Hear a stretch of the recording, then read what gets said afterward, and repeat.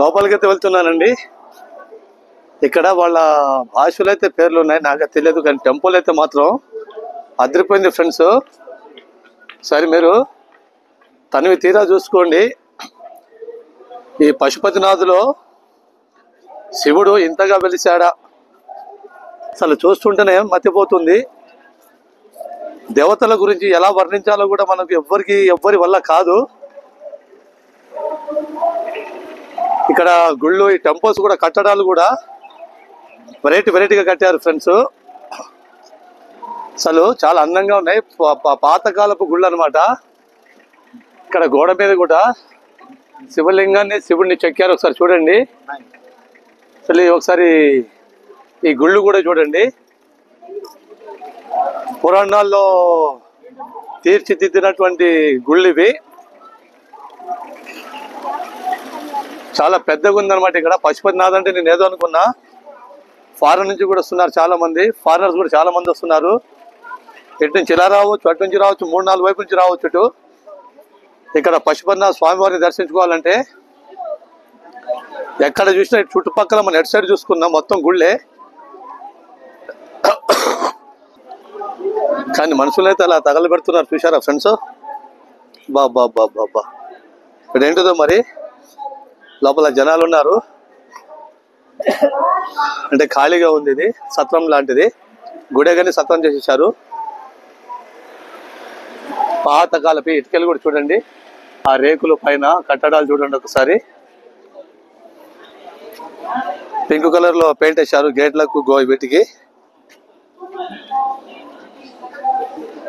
పశుపతినాథ్ మాత్రం చాలా చాలా చాలా పెద్దది. దాదాపు ఇదంతా మనం తిరగాలంటే ఫ్రెండ్స్ ఒకరోజు కంపల్సరీ పడుతుంది ఫ్రెండ్స్, పక్కా ఒక రోజు పడుతుంది. ఇక్కడ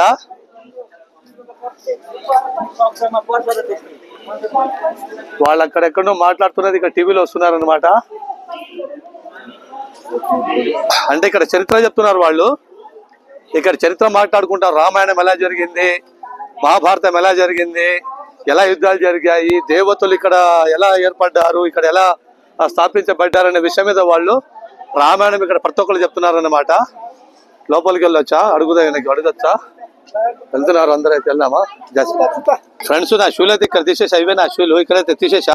షూలు వేసుకొని లోపలికి వెళ్ళొద్దు, లోపలికి వెళ్తున్నాయి. అన్న అయితే మంచిగా అక్కడ తీయమన్నారు. థ్యాంక్ యూ భయ్యా, థ్యాంక్ యూ. లోపలికి తింటారు అయ్యా. స్వామివారి గుడి లోపలేనంట ఫ్రెండ్స్. ఒకసారి మీరే వినండి ఫ్రెండ్స్, నేను చెప్పింది అబద్ధం అనుకుంటారు మీరు.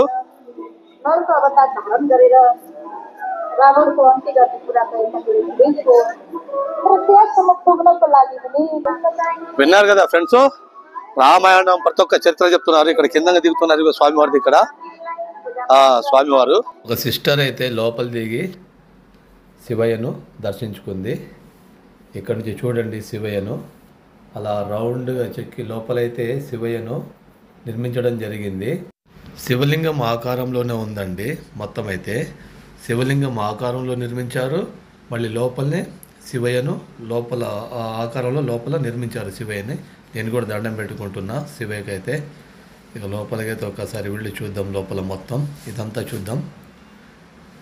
లోపలైతే చాలా చాలా చాలా పెద్ద టెంపుల్ అండి. లోపల అసలు ఎలా ఇంత పెద్ద టెంపుల్ని నిర్మించారో అర్థం కావట్లేదు. కానీ గుడి మాత్రం లోపల ఒకే చోట, శివయ్యది గుడి ఒకే చోట ఉంటుంది.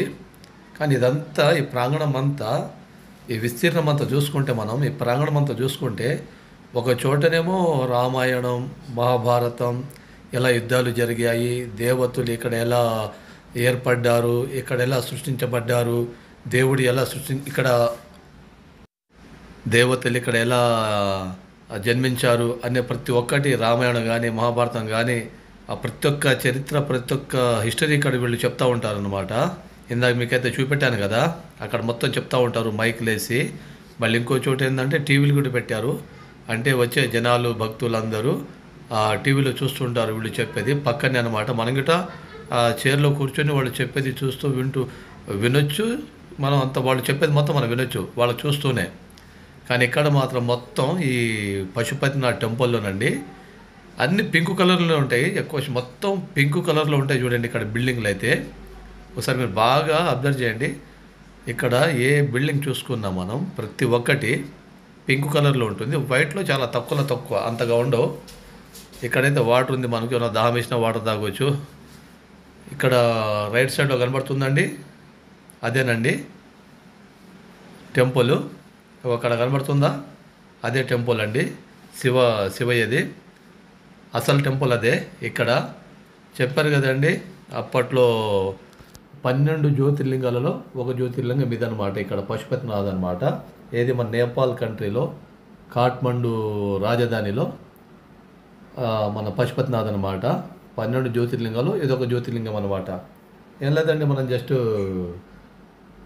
కాఠ్మండు ఎయిర్పోర్ట్ నుంచి త్రిభువన్ ఎయిర్పోర్ట్ నుంచి మనం పశుపతినాథ్ రావాలంటే దగ్గర జస్ట్ 1 కిలోమీటర్ అండి. నడుచుకుంటూ వచ్చేయవచ్చు, ఎలాంటి ఇబ్బంది ఏం లేదు. సింపుల్గా వచ్చేయచ్చు, మనం వాకబుల్ సింపుల్గా. జస్ట్ మనకు మా అంటే ఒక 15 నిమిషాలండి, 15-20 నిమిషాల కాలినడక అంతే, ఎక్కువేం లేదు. ఎటు చూసుకున్నా కానీ ఇటు సైడు ఈ విస్తీర్ణంలో ఈ ప్రదేశంలో ఈ ప్రాంగణం. ఫ్రెండ్స్, ఇదే పశుపతినాథ్ అసలైన టెంపుల్ శివయ్యది. మీ అందరికీ తెలిసిందే, గుళ్ళల్లో మాత్రం మొబైల్ మన కెమెరాలు నాట్ అలౌడ్. తీసుకెళ్తే మాత్రం పట్టేసుకుంటారు, లాగేసుకుంటారు, గేమ్ చేసుకుంటారు మన మొబైల్ కెమెరా ఏదైనా కానీ. మీకు తెలిసిందే కదా ఫ్రెండ్స్. దండం పెట్టుకోండి శివయ్యను, దండం పెట్టుకోండి పశుపతినాథ్ శివయ్యను దండం పెట్టుకోండి. పశుపతినాథ్ పేరు ఎందుకు వచ్చింది? ఇక్కడ పశువులను కాసేవాడు అనమాట శివయ్య, ఈ నేపాల్లో. మరి ఇక్కడ జన్మించాడు శివయ్య. పశువులను కాసేవాడు కాబట్టి, పశువుల కాపరి కాబట్టి పశుపతినాథ్ పేరు వచ్చింది ఫ్రెండ్స్. మనకైతే లోపలైతే కెమెరా నాట్ అలౌడ్. ఆల్రెడీ ఇక్కడ 2-3 చెప్పారు, కెమెరా తీసుకెళ్తే కెమెరా లాక్కుంటారు బ్రదర్ అని చెప్పారు. మళ్ళీ తర్వాత కలుద్దాం ఫ్రెండ్స్, ఓకేనా?